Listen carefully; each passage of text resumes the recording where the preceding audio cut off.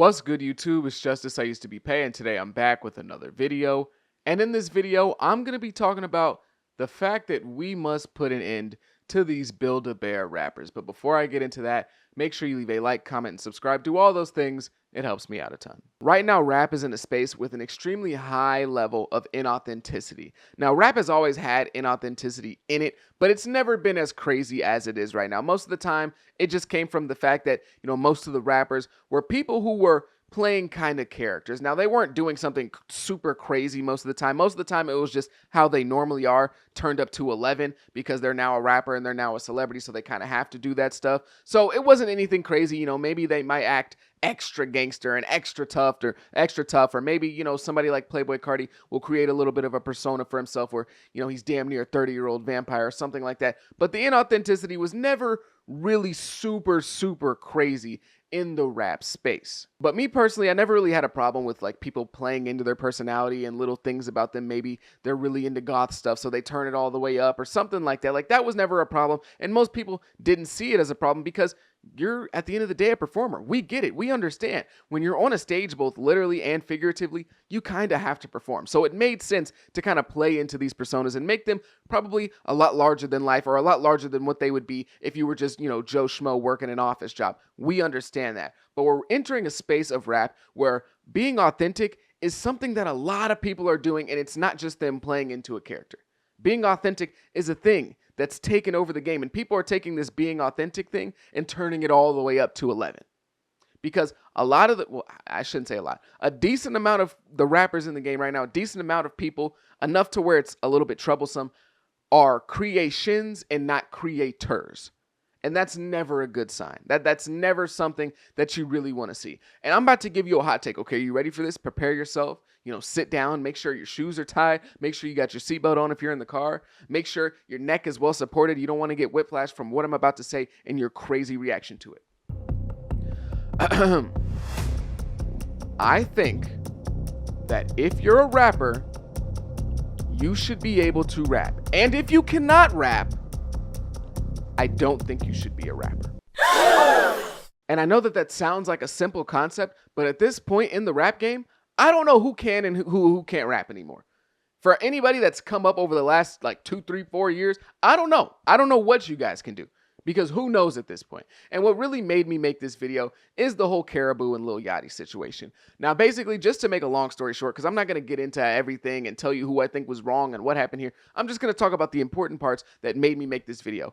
Karrahboo, if you didn't know, is an artist that is signed to Lil Yachty's label, Concrete Boys, or at least she was. She was a part of this collective. It was like 4 or 5 of them. They were the Concrete Boys. They made music. They dressed like Yachty, and they made music that kind of sounded like Yachty. I'm kind of foreshadowing this. But basically, Karrahboo ends up being kind of the face of the group. She's the star because she's the only girl, and she's the most intriguing in terms of what the internet seems to think. So she's the most intriguing. She's the star of the group. But then all of a sudden, she's kind of gone. Nobody's heard from Karrahboo. She's not showing up around the group. She's not performing with them anymore. She's unfollowed them. They've unfollowed her. So everyone's like, why is she out of Concrete Boys? They haven't really said much of anything. Nothing really comes out. Then one day, Lil Yachty on his podcast with his friend Mitch, they have a little bit of a discussion back and forth. It gets clipped. Everyone is clowning Lil Yachty. Everyone's going at Yachty. He's taking this crazy amount of backlash, and obviously he's upset by it. He wants to react to the backlash. He wants to defend himself and defend his name. But at the same time, apparently somebody who met Karrahboo, somebody who works in a restaurant, and they took pictures with her, so they clearly did meet her,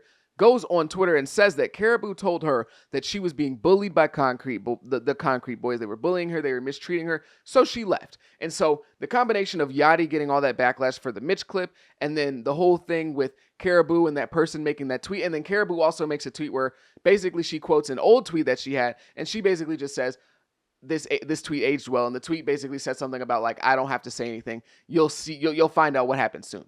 So the combination of the whole situation with Mitch and Karrahboo and the whole bullying thing and that rumor being brought together and everyone just clowning Lil Yachty and getting on his head, basically just calling him a terrible friend and a terrible person, makes him crash out. So he's on, the internet crashing out. He's on Twitter, going off in Twitter Spaces. He's tweeting. He's on Instagram Live, and he's going off. And basically he exposes everything about Karrahboo. He exposes the fact that he was in charge of making sure that she stood out. That was one of his main goals, was making sure that she was the star. She stood out. So in the freestyle that they did, because Karrahboo blew up off of the On the Radar freestyle, he's the one that added in the 808s to her part because she was the only one that actually had 808s. He also wrote the entire verse and actually showed us the reference track of him rapping the verse and sending it to her so she can know how to do the verse and know how to perform the verse. He also says that he wrote pretty much everything that she's ever made. He wrote all her stuff, and she does not know how to write. She doesn't know how to rap. She hasn't wrote a single rhyme a day in her life, according to him. He also says that he dressed 5 people every time before he left the house, basically alluring to the fact that he was dressing all of Concrete, all the guys, all the outfits they were wearing. He put the chains on their neck. He did everything for them. He basically told them what draws they were wearing. Okay, that's what happened there. And then he also said that Karrahboo was $900K in the hole. She's not making any money. And that he would post the screenshots of her streams to show how much money she actually makes. Basically, he just said that he made her in every way. He wrote all, or at least most of her music. He dressed her. He made sure her aesthetic was right. Pretty much anything that was cool about Karrahboo was because of Yachty, according to Yachty. He also said she was $900K in the hole. She wasn't making any money, and that her streams weren't making a whole bunch of money, or at least he hinted at it. He didn't necessarily say that, but he hinted at it.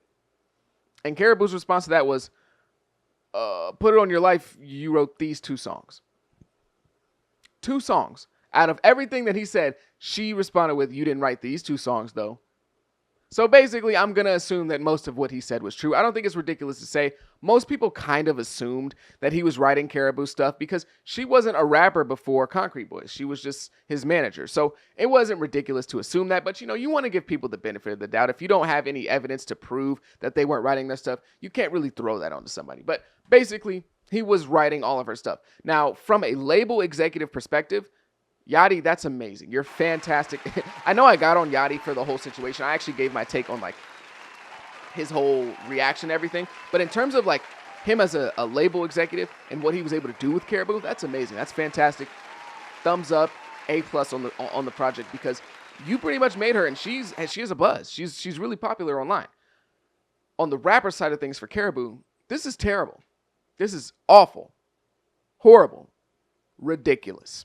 If what Yachty said is true, which it probably is at this point, it means that Karrahboo probably has very little to no talent. At best, she could be a voice actor because she got the whole reading the script down and portraying the emotions or the vibes that are supposed to be felt in the song. So she might be able to be a voice actor or something like that. But in terms of being a rapper, this is horrible, right? You're supposed to be your own rapper. You're supposed to be somebody with a story to tell, expressing your own feelings, expressing your own life story, doing all these things on your own. You're supposed to be an artist. You're supposed to be somebody who is able to actually create poetry. I know it sounds corny to call rap poetry, but that's what it is. That's really what it is. So you're supposed to be able to do that as a rapper. You're supposed to be somebody who is their own thing. That's one of the main things about being a rapper, being authentic, being your own self, and putting yourself out there. But in this case, Karrahboo is just a puppet. She's just a voice. She's just a vessel for, somebody to put themselves into, put their own art into, and make some money off of it. And she can make some money too for being the vessel. She is a Build-A-Bear rapper. Because what do you do when you're building a bear? What do you do when you, want to build a rapper in 2024? You go to the store. Okay, you look at your options. Okay, what do I want? Do I want a red bear? Do I want a blue bear? Do I want a really chunky bear? Do I want a really small bear? Do I want one of those big, 60-inch bear, one of those life-size? What type of bear do I want? Okay, well, let me pick this bear right here. Okay, now what color eyes do I want? Do I want red eyes, blue eyes, green eyes? What color eyes do I? Okay, I like the red eyes. We'll take that. Okay, what designs do I want on the belly? Okay, I'm going to do that. Okay, what outfit do I want the Build-A-Bear to wear? And then the most important part, I'm going to record my message in the Build-A-Bear. I'm going to put my voice into the voice box inside the Build-A-Bear. Rap is supposed to be a place of self-expression. And when literally everything about you as an artist comes from someone else, it tarnishes the space. It feels a little bit disrespectful, not only to the space of rap, but us as fans, bruh. And it takes the light away from somebody who could have been in that position and actually been a real rapper, actually really been an artist, and really have some care for the craft. Because if you're somebody who is a basically ventriloquist dummy, you don't really care that much about rap. Let's be real. You don't care that much. You there to make your money, and that's cool, but let's be real. It's not something that's on your mind like that.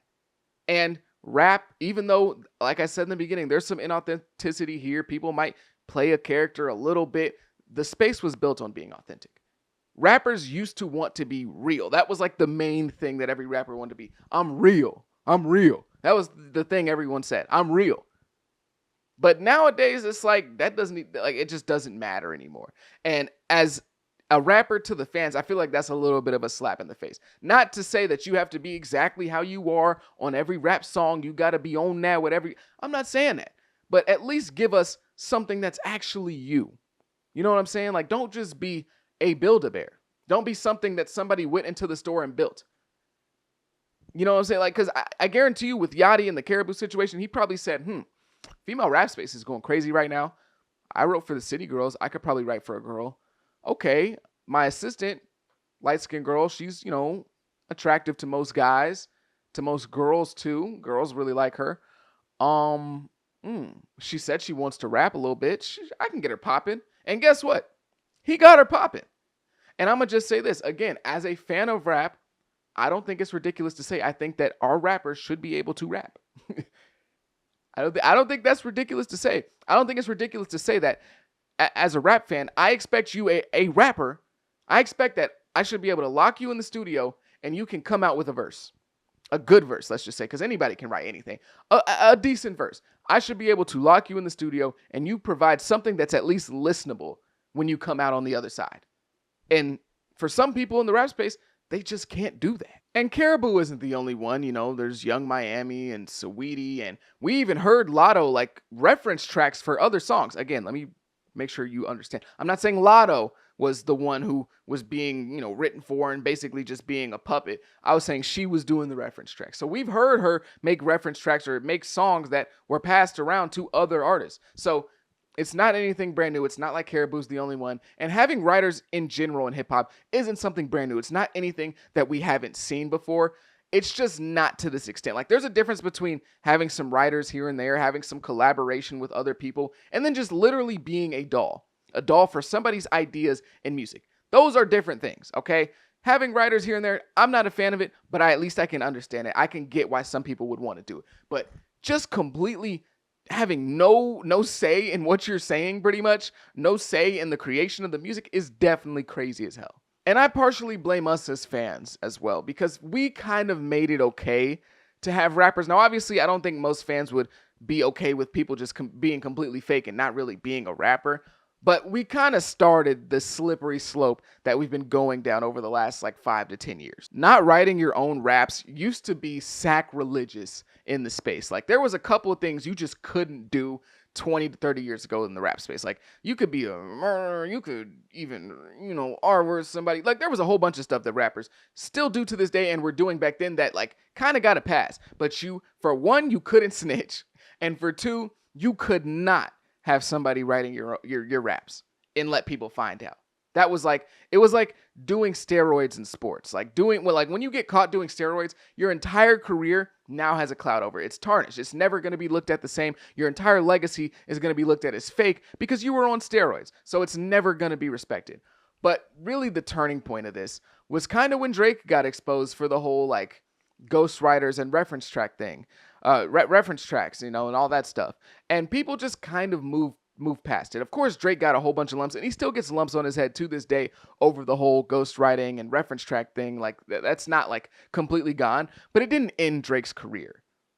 And it didn't even really come close to ending Drake's career. It didn't even really do that much negative for him. It wasn't that bad. Of course, it was bad, but it really didn't affect him in the long run, as bad as most of us probably thought it was going to back then. And at that moment, I think people saw the Drake thing and saw the fact that, he was kind of exposed for having some writers and some reference tracks and said, oh, well, it's all good. We can just take this even further. We can take this to 100. And just to be clear, we know that Drake is an amazing songwriter. I'm not trying to sit up here and hate on him and act like he's Young Miami or something like that. We know Drake can rap. He can write songs. He's been doing it forever. He does it for other people sometimes. A lot of the time, actually. But we did all, clear as day, see the reference tracks. So it's not ridiculous for me to say that he has writers and has had reference tracks. We know he can do it on his own, but we clearly saw the evidence. So let me get that out the way. He's not Karrahboo. He can write his own stuff. He just did have ghostwriters.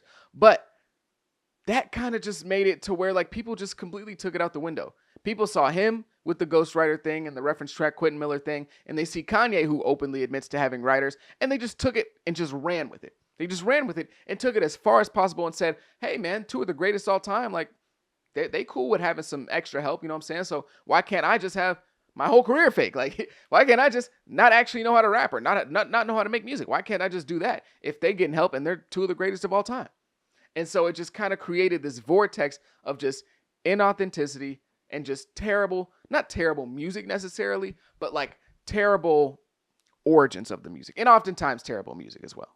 And honestly, the worst part about it is they don't even try to keep it a secret anymore. Like having ghostwriters or being fake, like Milli Vanilli, like that was a big scandal. That was a huge deal. They were trying to hide it. Nowadays, bro, they don't even try to hide the stuff anymore. It's like, if you find out, you find out. Oh, you found out I didn't write that? Yeah, well, oh well. No, I did write that. Everyone on the internet's just like, nah, we don't believe you. They're like, oh, okay, whatever. Yeah, I didn't write it. They don't even try anymore. Like, they don't even try to keep up the kayfabe, to use a wrestling term. It's just like, it is what it is at this point. It's almost so inauthentic that it is authentic. Like, if you went up to Cardi B and were like, hey, do you write all your raps? She'd be like, hell nah, Partisan Fontaine helps me out. Offset helps me out. Like, nah, I don't write. Like, it's just crazy to me that we've gotten to this point in the rap space. And this is how we end up with people entering the rap space and hitting a lick on us. Because making the music is easy. They don't have to put in that much work. Somebody else is going to do all the work. They just have to perform it. And they get all the money and notoriety. They get all the notoriety. You know, the other person might get more of the money because, you know, if they're not really that good of a rapper, they're probably getting bent over backwards, putting a sharpshooter in that 360 deal that they signed with their label. But like, you get what I'm saying. They get the notoriety. They get the fame. They get the money that comes with it. And that's why we keep getting licks hit on us as rap culture and rap fans. Now, us as fans, we can't proactively stop these acts of ventriloquism, but after we find out, we can do something about it. We cannot support, we cannot listen to their music. And for Karrahboo specifically, because I did like a lot of her music, I need her to go on a generational run after this. She's no longer with Yachty. I need you to put out crazy music, good music, better music than what you were dropping before. I need you to go on every radio station and do a different freestyle at every radio station. I want them to check your pockets. I want them to give you the stop and frisk pat down to make sure you don't have no writing from somebody else on you, no phone on you. I need you to damn near, I need her to go to sleep on Instagram Live, wake up and start freestyling, so I know you didn't memorize it and didn't, write it down and then walk. I need her to go on a crazy run in order to clean this up. Now, obviously, she's probably not going to do that. I don't expect her to do that. And she's probably just going to find somebody else to help her write her music. But like, still, at the end of the day, to clean up this whole thing, I just need her to go on a crazy run. Is her career going to probably be forever tainted now? Yeah. Are we ever going to believe that she doesn't write her own raps at this point? Probably not. But you see what I'm saying? I just need you to try and make it better. I need you to try and fix this. Again, because I really did enjoy her music. But really, I just enjoyed Lil Yachty's music. And I already knew that. I didn't need to listen to another artist to know that I like Lil Yachty's music. This type of Build-A-Bear rapper is a poison on the culture. And I'm not too high on the whole idea of having writers and having them help you write the song. But there's a difference between collaborating with writers and then you just literally being a voice for whatever they put down. Those are two different things. That's the difference between Drake and Kanye and Young Miami, right? Drake and Kanye, people might help them write a song. Somebody might even give them a song. But at the end of the day, they are still creators. They still create their own music. They still write their own music. They still write for other people. So it's not like they're just a ventriloquist dummy who's sitting on somebody's lap, waiting for the hand to go up their butt and the person to start talking like they're not actually talking on their own. That's not what they're doing. So those are two completely different things. I just want that to be known. And again, I'm not too big of a fan of it, but there's a difference between collaborating and having somebody help you with the writing from time to time and being a puppet and an actor. And I don't mean an actor because you're acting like you wrote the song. I literally mean like an actor. What's the difference between somebody who does that and a voice actor? There's not that much of a difference. Somebody writes you the script, they give it to you, you read the script. Sometimes you memorize it, sometimes you just read it off the paper and you say it into the microphone and the director tells you what tonation to say it in, how you should say it, what parts to emphasize. You're a voice actor. That's pretty much what you are. And maybe that's why rap seems to be kind of in a lower state at the moment. And also, that's why I believe rap does need a reset. I think that we need a cultural reset in rap, but that's a video that I'll probably make for another day. But if you made it this far, I greatly, greatly appreciate you. If you agree, disagree, whatever you got to say in the comments, tell me I'm an idiot, whatever you got to say, leave it down below in the comments. I greatly, greatly appreciate you. If you made it to the end, thank you. Make sure you leave a like, comment, subscribe, do all those things. It helps me out a ton. I go by the name of Pay. Peace.